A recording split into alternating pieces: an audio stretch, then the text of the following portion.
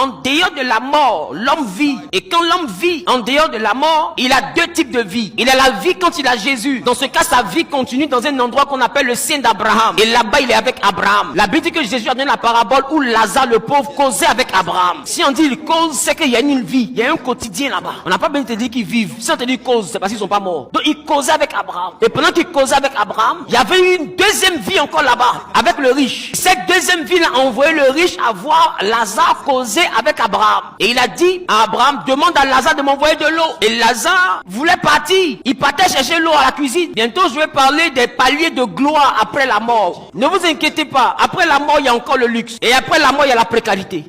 Non, j'arrive. On s'en va là-bas. Vous allez comprendre pourquoi on sert Dieu. Voilà pourquoi Jésus dit, amassez-vous les trésors dans le ciel. Parce que quand on travaille pour Dieu ici, on s'amasse des richesses dans le ciel. Maintenant, ma question, pourquoi Jésus dit d'amasser des richesses dans le ciel? C'est parce que dans le ciel, il y a un statut social. Ah bon, d'accord. Tu n'as pas vu ça comme ça. Il dit, ne vous amassez pas les richesses ici. Quand tu as Jésus là, tu n'as pas besoin de t'amasser des richesses. Jésus te donne la vie éternelle. Maintenant, le même Jésus qui donne la vie éternelle dit, en plus de la vie éternelle, amassez-vous les richesses en haut. Parce que là-bas, la rouille, la terre ne peut pas détruire. Ça veut dire que là-bas, il y a la vraie gloire. C'est là-bas qu'il y a le vrai debout. Donc ceux qui vous disent que dans le ciel, on s'en va des anges là, vous serez découragés d'être des poignons là-bas. Ma question, qu'est-ce qui est devenu voiture aujourd'hui? Hier, les véhicules, c'était d'abord les pieds. La première voiture, c'était les pieds. Adam et Ève ont emprunté ça. En Ivoirien, on appelle ça porcholi, grattage, 11 barrés, babotage. Non.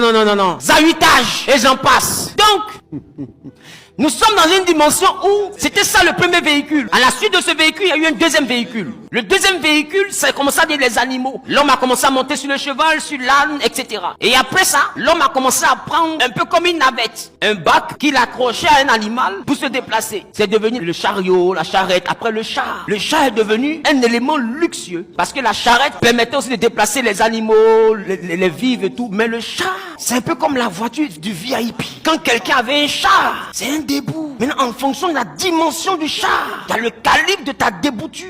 Et vous allez comprendre que Jacob était désespéré à cause de la mort de Joseph. Et quand il est sorti, après qu'on lui ait annoncé que Joseph était vivant, la Bible dit quand il a vu les chars de Pharaon, les chars de Pharaon, c'est un peu comme les voitures présidentielles. Donc, c'est-à-dire que quand il a vu les voitures de Pharaon, c'est là il a cru que ce qu'on lui dit là n'était pas faux. Parce que voiture, ça ne peut pas garer devant chez lui. Même si on veut lui donner un paflotage, mais quelqu'un ne peut pas pafloter jusqu'à avoir voiture, ça là. C'est un peu comme si quelqu'un te dit, ton neveu est devenu quelqu'un qui est un debout. Et puis tu as envie de dire que c'est faux. Et puis on te dit, sors, il a envoyé une voiture pour te chercher. Et puis tu sors devant la porte, tu vois 10 Rolls.